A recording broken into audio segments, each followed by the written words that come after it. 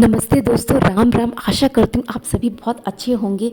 तो दोस्तों, आज के इस एपिसोड में मैं एक बार फिर से स्वामी ईशान महेश जी के एक उपन्यास के बारे में बात करूँगी, जिसका नाम है मुझे कृष्ण चाहिए। तो दोस्तों, कुछ ही दिन पहले मैंने उस उपन्यास को ख़त्म किया था। 2 से 3 दिन तक तो मैं डूबी रही थी। इस उपन्यास में कुछ ऐसी बातें बोली गई थीं। तो दोस्तों, इससे पहले मैं इस उपन्यास के बारे में मैं आपको बताऊं, तो स्वामी ईशान महेश जी के जो उपन्यास है दोस्तों, बहुत गहराई में लिखे गए हैं। दिए हुए नंबर पे आप उनके उपन्यास को ऑर्डर कर सकते हैं। उनके उपन्यास के बारे में फेमस क्लासिकल सिंगर पंडित राजन साजन मिश्र कहते हैं, ईशान महेश के भगवान राम और कृष्ण पर आधारित आध्यात्मिक उपन्यासों के अनुभव उनकी ध्यान की गहराइयों से आए हैं। इन उपन्यासों में अलौकिक सुगंध है और इनके व्यक्तिगत जीवन में सूफियाना शैली। इनके उपन्यासों में मन और आत्मा को नाचने के लिए प्रेरित करने वाला दिव्य संगीत है।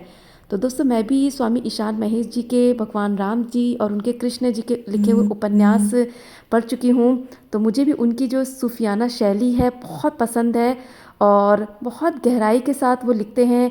इस तरह की कथाएं, इस तरह के प्रसंग जो आते हैं वो मैंने आज तक कभी टीवी सीरियल्स में नहीं सुने, ना मैंने किसी किताबों में सुने हैं। तो दोस्तों, दिए हुए नंबर से आप स्वामी ईशान महेश जी की उपन्यासों को ऑर्डर कर सकते हैं। स्वामी ईशान महेश जी ने भगवान कृष्ण जी के ऊपर 2 उपन्यास लिखे हैं। मुझे कृष्ण चाहिए, जो कि 2020 में लॉन्च हुई थी। उसके बाद कृष्ण एक रहस्य। तो 2022 में उनका एक एपिसोड आया था, शायद जन्माष्टमी के आसपास आया था। वो एपिसोड मैंने लास्ट ईयर देखा था, तो मुझे बहुत इच्छा आई थी इस उपन्यास को लेने के लिए और मैंने इस उपन्यास को लिया, टाइम लिया इसको पढ़ने के लिए। ये पूरा उपन्यास टोटल 7 चैप्टर्स में डिवाइडेड है। हिंदी में है, 215 पेजेस हैं। बहुत ही सुंदर फिगर्स डिज़ाइन है उनकी पत्नी बिंदु पोपली मैम ने डिज़ाइन की है। दिल से मैं उनकी प्रशंसा करूंगी कि उन्होंने बहुत सुंदर चित्र डिज़ाइन किए हैं स्वामी ईशान महेश जी के उपन्यासों के लिए। तो दोस्तों, अब मैं बताती हूँ आपको इस उपन्यास के बारे में थोड़ी सी डिटेल। तो दोस्तों, ये आध्यात्मिक उपन्यास की कथा का सार यह है कि जीवन में जब हमारे सामने परमात्मा अचानक आकर खड़े हो जाएं और अगर हमसे कहें तुम्हारे सामने 2 चीज़ें हैं, संसार और परमात्मा, चुनाव तुम्हारे हाथों में है, तुम जो चाहोगे मैं तुम्हें वही दूंगा। ऐसे में दोस्तों, जो परमात्मा को चुनता है वह संसार की दृष्टि में मूर्ख कहलाता है। हमारे सामने भी दोस्तों अगर संसार आ जाए और एक तरफ परमात्मा हो तो हम किसे चुनेंगे, ये आपका खुद का अनुभव होना चाहिए। आजकल मैं खुद देखती हूँ, लोग भगवान की बात नहीं करते हैं। लोग कोई नहीं कहता है कि मुझे कृष्ण चाहिए, मुझे राम चाहिए। बातें किसकी होती है, मुझे 2 BHK फ्लैट, मुझे 3 BHK फ्लैट चाहिए, मुझे इतना पैकेज चाहिए, मुझे ये चाहिए, ये गाड़ी चाहिए, जो कि होना स्वाभाविक है दोस्तों, है ना। यह हमारे तत्व में नहीं आया है कि विरले ही लोग होते हैं जो बोलते हैं कि मुझे परमात्मा चाहिए, मुझे कृष्ण चाहिए। जैसे कि अर्जुन जी थे, है ना, और भी जो भगवान के भक्त आए हैं वो ही बोलते हैं कि मुझे श्री राम भगवान जी चाहिए। आजकल तो लोग बोलते ही नहीं हैं। तो जैसा कि मैंने आपको बोला कि जो परमात्मा को चुनता है वह संसार की दृष्टि में मूर्ख कहलाता है।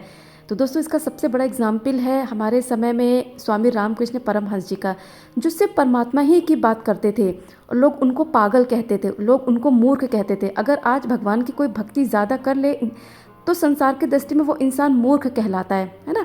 लोग 2 मिनट 3 मिनट की पूजा करते हैं, लेकिन अगर वो ज़्यादा पूजा पाठ भक्ति दिल से श्रद्धा के साथ करते हैं तो लोगों की नज़र वो मूर्ख कहलाने लगते हैं। तो संसार उसे परमात्मा को चुनने के लिए क्षमा नहीं करता है कि तूने भगवान को क्यों चुना। तो इस उपन्यास में जब अर्जुन ने नारायणी सेना को छोड़कर कृष्ण को चुना था ना, महाभारत युद्ध होने से पहले पहले दुर्योधन और अर्जुन दोनों कृष्ण के पास जाते हैं। ये था कि नारायणी सेना किसको मिलेगी। तो अर्जुन भी जाते हैं वहाँ पे कि भाई उनको क्या चुनाव करना है, कृष्ण चाहिए उनको या नारायणी सेना। दुर्योधन भी वहाँ पर जाते हैं। तो दोस्तों, उस समय के राजाओं ने अर्जुन को पागल और नास समझ कहा था, क्योंकि अर्जुन ने भगवान कृष्ण का चुनाव किया था। अर्जुन को उस समय बेहिसाब गालियाँ पड़ी थी। तो इन चैप्टर्स में स्वामी ईशान महेश जी ने बहुत गहराई के साथ बताया है। बहुत गहरा संवाद है यहाँ पे पांडवों का और दुर्योधन का भगवान कृष्ण जी के साथ, दुर्योधन का पांडवों के साथ, और दुर्योधन का उनको अर्जुन जी को बहुत कुछ कहना सुनाना। अर्जुन का भगवान कृष्ण जी के साथ संवाद, पांडवों का संवाद बहुत अच्छे से डिफाइन किया गया है। तो दोस्तों, अर्जुन को उस समय बेहिसाब गालियाँ पड़ी थीं। उन गालियों का दोस्तों पूरा हिसाब है इस उपन्यास में। तो सभी चैप्टर्स को बहुत ही ध्यान की गहराइयों में जाकर के लिखा गया है। और दोस्तों उस समय यह मान लिया गया था कि अर्जुन अज्ञातवास में रह करके उसने अपना मानसिक संतुलन खो बैठा है। और अर्जुन को ही दोस्तों अपने ऊपर शक होने लगता है कि क्या उन्होंने कृष्ण को चुनाव करके क्या गलत किया। तो कई बार दोस्तों भगवान कृष्ण भी अर्जुन को कहते हैं कि है अभी भी सोच लो, अभी भी सोच लो। तो लेकिन अर्जुन के दिमाग में यही था नहीं, उन्हें कृष्ण चाहिए। तो दोस्तों इस उपन्यास में श्री कृष्ण भगवान जी का एक ऐसा जादू समाया है जिसे पढ़ने के बाद आपको लग सकता है कि श्री कृष्ण आपके आसपास ही हैं। मुझे भी कई बार ऐसा फील हुआ था। मुझे भी लगा था कि हाँ, ये श्री कृष्ण भगवान जी अर्जुन जी के माध्यम से मेरे से तो कह रहे हैं कि तुम्हें क्या चाहिए, तुम्हें क्या चाहिए। तो दोस्तों यह उपन्यास श्री कृष्ण भगवान जी को देखने के लिए आपको अर्जुन की आंख देते हैं। तो अर्जुन ने अपनी आंख से भगवान श्री कृष्ण भगवान जी को समझा था, देखा था, तब उन्होंने क्या कहते हैं चुनाव किया था। और दोस्तों उसका परिणाम क्या होता है कि जीतते हैं वो लोग। तो दोस्तों ये पूरे जो 7 चैप्टर्स हैं ये आपको बिल्कुल एक उसी युग में आपको ले जाएंगे। बहुत ही प्यारा संवाद है भगवान कृष्ण जी का, अर्जुन जी का। मैं तो खो ही गई थी उन दिनों में ही। तो दोस्तों इस उपन्यास को लेने के लिए दिए हुए नंबर पर आप ऑर्डर कर सकते हैं। इवन स्वामी जी के कोई भी उपन्यास आप दिए हुए नंबर पर ऑर्डर कर सकते हैं। उन्होंने 2 उपन्यास लिखे हैं श्री कृष्ण भगवान जी के ऊपर।